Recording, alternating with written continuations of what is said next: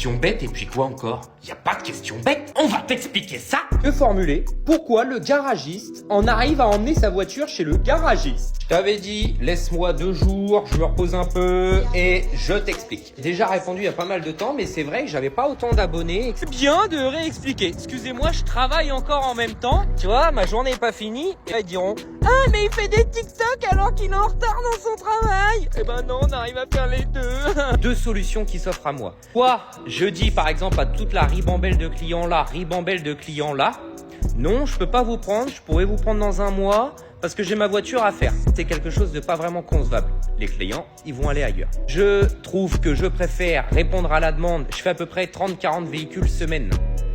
Si je passe 2-3 jours sur ma voiture à la préparer, t'imagines le nombre de clients à laquelle je dis non, je fais des économies. Mais est-ce que je fais pas mieux de répondre à la demande dans mon domaine, dans ce que je sais faire au mieux? Là-dessus, je fais du chiffre d'affaires. Je crée un bénéfice brut. Après, je me verse mon salaire.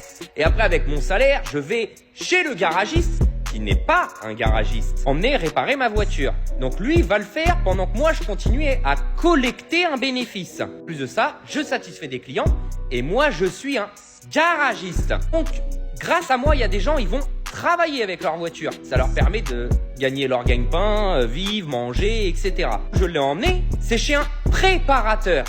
C'est pas la même chose. Moi, la GTR est un véhicule plaisir. En plus de ça, il est chez le spécialiste de la GTR. Autant te dire que lui va faire mieux que moi-même. Enfin, ça se discute, parce qu'après, c'est vrai que je suis très minutieux. Bref, lui, il la connaît mieux. Par exemple, tu vois, il m'a fait ma boîte de vitesse. Je me serais formé, j'aurais appris, j'aurais lu la documentation technique, j'aurais peut-être passé 3 mois à la faire, ma boîte. Lui, il a passé 2 semaines à la faire, ma boîte, parce que il en mange tous les jours. C'est sa spécialité à lui, c'est pas la mienne.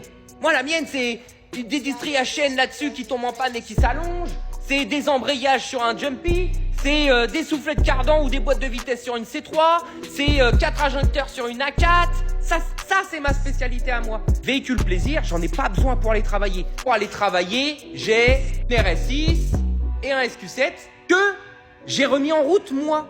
Parce que ça, c'est des véhicules, j'en ai besoin. J'emmène pas chez le garagiste. C'est moi que je le fais à heure perdue, le week-end, tout ça. Et encore, je donne mon temps aux clients quand même. J'ai mis 1 an à remonter mon RS6. Parce que fallait trouver le temps. Parce que, bon, c'est bon. Ce week-end, je la fais. Ah bah non, j'avais un Vito à faire, un volant moteur Bimas. Bon, c'est bon. Ce week-end, c'est décidé. Je la fais. Ah non, j'avais une distrie, des plaquettes, une recherche de panne, un diagnostic, une vanne EGR à changer. Ah, je donne tout aux clients, tout le temps. Et des fois, j'en arrive même à dire, bah tant pis, j'ai emmené ma propre voiture chez le garagiste. J'ai pas franchi le cap. Que celle du préparateur. La GTR est entretenue que chez GL Racing.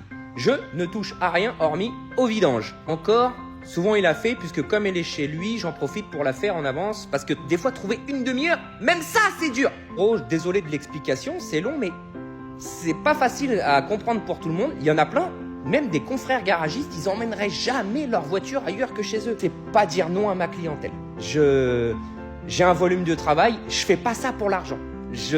Ma vocation n'est pas la thune. Vocation, j'aime bien aider les gens dans le besoin. Quand quelqu'un vient me voir avec sa voiture, il a besoin de moi. Moi, je me dis, ah, vas-y, je peux l'aider. Ah, ouais, je peux pas aller travailler avec ma voiture demain et tout. Comment je vais faire? Attendez, on va vous prêter un véhicule. Je vais m'occuper de votre véhicule. Et puis, tu vois, l'atelier, il est toujours plein à craquer. Alors, quand j'ai pas d'entre-deux où, il y a une période basse, je vais pouvoir le faire. Bref, je pense avoir fait le tour de la question. Allez, à plus!